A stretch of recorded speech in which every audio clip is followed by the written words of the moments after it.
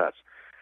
Finally, enough people prodded me, and I came down here, and I took a walk around downtown and all the honky tonks and stuff, and I thought, man, I think I can do this. I thought I could come down here and make a go of it, and luckily I walked into a bar one night. I was sitting in with a band, and I got done playing, and the bartender said, "Hey, can I tell you something?" I said, "Yeah." And she said, "You're good enough to play here."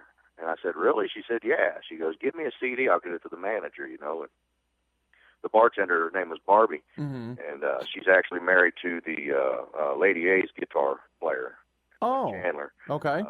So it was kind of cool. She knew music because she was, at the time they were dating, but she was with him and he was in all these bands and doing those stuff. So she knew good when she heard it. So yeah, she's been around. She knows her country music. So yeah. So it was really cool. I walked into a gig down here in Nashville at the Second Fiddle, and I've been there ever since.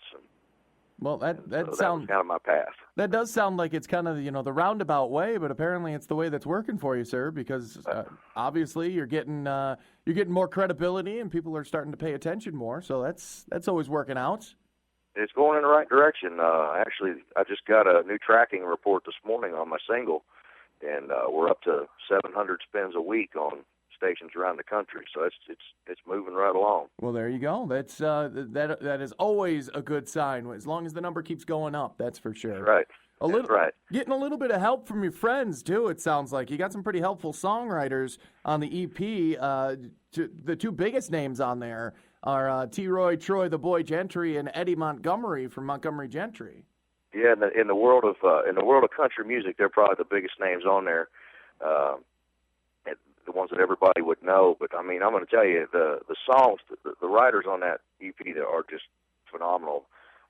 Gary Hannon, who, if you've never heard of Gary Hannon, anybody out there that's listening, if you've never heard of Gary Hannon, he wrote Tequila Makes Her Clothes Fall Off, which was, I think it just celebrated like 3 million plus plays on the radio. Yep. So that was a huge hit. And he also wrote Back When I Knew It All for Montgomery Gentry. So he's written 2 big smash songs, and he's also a friend of mine. I met him about 3 years ago, I guess, and we became friends. The first night I met him, I was playing at the Second Fiddle. He come walking in, and we were playing Tequila Makes Her Clothes Fall Off, and he walks in there and turns around and gives me a thumbs up, and we get done with the song. He goes, "You want a shot of tequila?" I said, "Okay." He gives me a shot of tequila. He goes, "I wrote that song, I thought he was going to turn around and ask you for $5, as royalties. Yeah. So that was how I met him. But we got to become friends, and he's a really great guy. And a couple of years ago, he asked me if I was working with anybody, and I told him no. And he told me he'd like to help me out. So we started putting this project together. And he, being the guy that he is and how he's known here in Nashville, and everybody loves him. He's a great guy, and he's a great songwriter, so he's respected. So when he goes and says, "Hey, I'm working with this kid. He's got, we're doing this project. I need some songs," you get some good songs. Oh, Whereas, if I was to go by myself to all the publishing companies in town and tell them I'm looking for songs for a record, they'll give me songs, but I might not necessarily get the best stuff. Yeah, you'll get some of the ones that have been passed over for years. And yeah, that stuff that's sitting down there in the basement in the bottom cabinet that got 6 paper years starting to yellow, and yeah. Yeah. So having him on my team, having him on my side it was a blessing, because you can see the names on there. Dave Gibson, 6 number 1 hits. Oh yeah. Troy Gentry, Eddie Montgomery, Phil O'Donnell, Ray Scott. Yeah. Ray Scott's never had a number 1 hit, but I don't know why, because he's an amazing songwriter. The song on there, Long Black Cadillac, he wrote it all by himself. Well, we've had Ray Scott here on the podcast, and actually that's the song I wanted to ask you about, was the one that you Ray wrote for you. Because again, we talked to Ray a few weeks back, and he's a great guy. He's been a friend of the podcast for a while, and tell us a little bit about Long Black Cadillac and what kind of drew you into that one specifically. Well, anytime I listen to a song or trying to figure out if I'm going to cut a song, if it's not something I've written on, I can only sing material if I can feel it. If I can get the emotion into my body, that I feel I can portray that to the people when I sing the song. And the thing about Long Black Cadillac was, the first few lines, first of all, it was Ray's voice. I mean, the demo I heard was him singing it, and Right. so that right there is a big thing because we have similar voices, so it made it really easy for me to hear what I could do with the song. And the melody was great, and he gets into the song, and it sounds like he's leaving, and he is leaving, but then when the hook comes in, I don't know if I want to give it away because we're gonna play this for. Yes. I don't know if I want to give away the twist, but when you get to the twist, that's what got me. Because then the hair stood up on my arms, and I got that feeling, them goosebumps, and was like, wow, man, that is, that's amazing. I mean, that's an amazing country song. Absolutely. And how about this, Jackson, so that people don't have to sit on the edge of their seats for too much longer? Let's play it now, then we'll talk about that little twist and see how people reacted to that. Yeah, let's do it.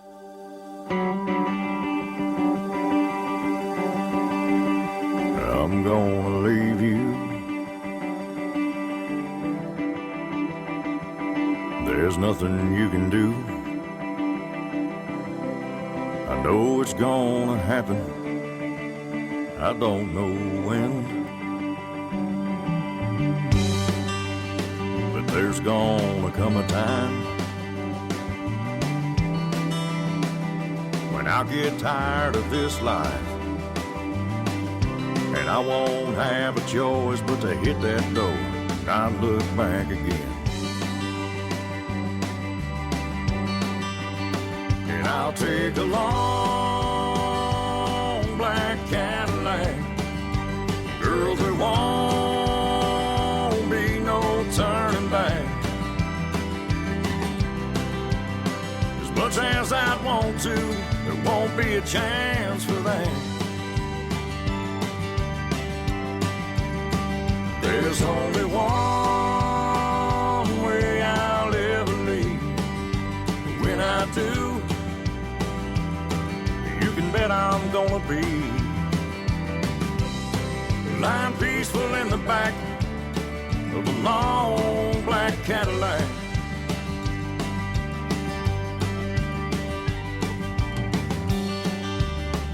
Looking at you lying there, I run my fingers through your hair, close my eyes and I can't help but think how lucky I am. Can't think of a better way to spend the rest of my days. And when the good Lord lets me know my life with you has finally reached the end, I'll take a long black Cadillac. Girl, there won't be no turning back. As much as I want to, there won't be a chance for that. There's only one way I'll ever leave. When I do, yeah, you can bet I'm gonna be lying peaceful in the back of a long black Cadillac.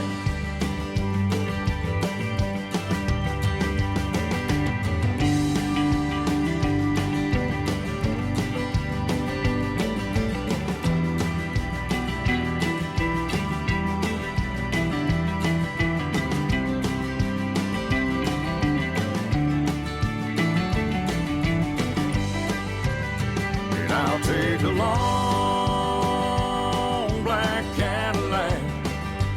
Girl, there won't be no turning back. As much as I want to, there won't be a chance for that. There's only one way I'll ever leave. And when I do,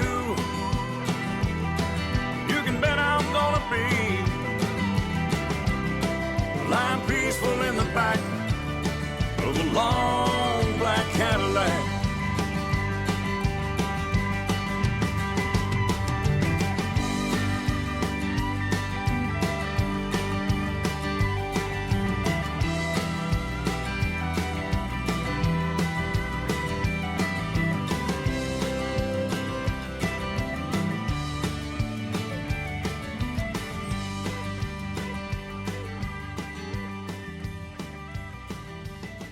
There you go. That is Long Black Cadillac from the gentleman that I've got on the line, Jackson Delaney, written by a former guest on the show, on the podcast. Jackson, that twist in the, that is, you were right, man. I've got goosebumps all over my arms. It's a spectacular little twist. It gets you, doesn't it? It does. You start listening to that song, you think it's just about leaving. You know, here comes another leaving song, another sad country song about leaving, and then you don't know how sad it's going to get, because then he gets to the twist and you realize they're carrying him out, you know, in a casket, and that's the only way he's ever going to leave that woman, and that is it's a beautiful thing, but it's a sad thing at the same time. Yeah. Know?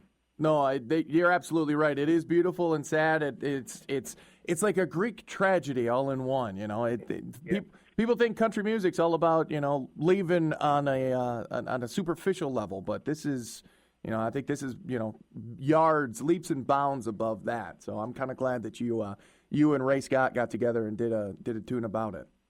Yeah, he actually wrote that song, and he was going to cut it. I talked to him about this. I asked him, I ran into him at a thing down here in Nashville, and I asked him, I said, man, why don't you ever cut that thing? And he said, well, I was going to, but unfortunately, when whatever happened with him and his record label back then, the song got tied up on him, and he can't cut it. So that was a blessing to me, because it's just an amazing song. Yeah, again, like I said, we talked to him weeks ago, and he told us the whole story, and it was, you know, it's crummy that happens to a lot of artists, but you know that's why we're here, and that's why you're gonna, you know, you're pushing through. It's all about the independent, you know, the little guy pushing through and making big name for themselves. So you're doing that, man. Well, as long as there's people like you and stations like yours that are willing to do what you guys are doing right now for guys like me and guys like Ray. You know, we've got a great shot in today's world. It's not like it was 25, 30 years ago. In today's world, you don't necessarily need a major record label to sign you and to make you famous or make you, you know, successful. We can be successful as independents because we've got people like you on our side, and technology with the way it is and things like that. We can do a lot of things today that we couldn't have done 25, 30 years ago. So yeah, I'm a little awesome. I know, Jackson. It's all right. You're very modest. I like that. All right. Well, Jackson, again, it all does come down to the content. Again, the delivery doesn't matter these days. It doesn't have to be a CD or, you know, even way back when, you know, Johnny Cash was trying to break into it. It doesn't have to be on vinyl, which is a really expensive process to just get the music to a listener's hands. I mean, you sir, your EP is available digitally. Tell us a little bit about the EP process that you went through, you know, to get those great 6 songs together and get that out to the listener. Well, you know, I told you Gary Hannon, he actually produced the CD, and you know, we went into his office there at his publishing company and sat down and listened to, oh man, I don't know how many songs, a bunch of songs. That's a good quantifier. Yeah, that's a bunch of them. That's a good one. A whole bunch. As a matter of fact, I passed up on one that I shouldn't have, because it's on Blake Shelton's new CD, the song "I Still Got a Finger." I have heard that one. Yeah. Yeah, I listened to that one, and I passed up on that song. But we listened to just a lot of songs. I mean, just a lot of songs, and we came away with I think we came away with 4 after we sat down and listened to all about 150 or 200, wow, or whatever it was. You know, we came away with I think 4, and then I heard that song of Ray's, that Long Black Cadillac. I actually heard that on Reverb Nation. That's a beautiful thing, too. What's that? The Reverb Nation, that's a beautiful thing, too. They're doing a lot of helpful work, too. Yeah, I don't even know how I got on there. I don't know what I was doing that day, but I happened to glance at his page, and it was on there, and I played it, and I loved it, and I called Gary, and I said, I got to do this one. And he got hold of Ray and asked him, and Ray said, oh, you know, absolutely. So that's how we got Long Black Cadillac. And then